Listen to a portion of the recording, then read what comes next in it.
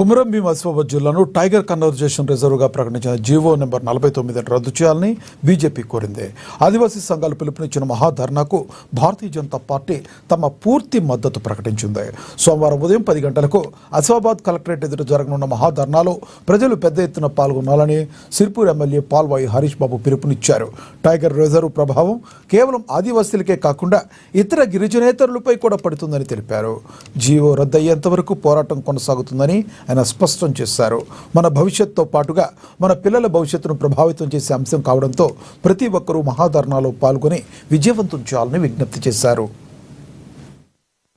సోమవారం 28 July 2025 GO number 49 అయితే కుమరం భీం ఆసిఫాబాద్ జిల్లాను టైగర్ కన్జర్వేషన్ రిజర్వ్ గా రాష్ట్ర ప్రభుత్వం ప్రకటించిందో ఆ జీవోను రద్దు చేసే వరకు పోరాటాలు విరమించలేదనే పట్టుదలతో ఆదివాసీ సంఘాలు తుడుం దెబ్బ కుమరం భీం ఆసిఫాబాద్ జిల్లా కలెక్టరేట్ ముందు మహాధర్నాకు పిలుపునిచ్చినాయో దానికి భారతీయ జనతా పార్టీ తరఫున పూర్తి మద్దతు తెలియజేస్తున్నాం.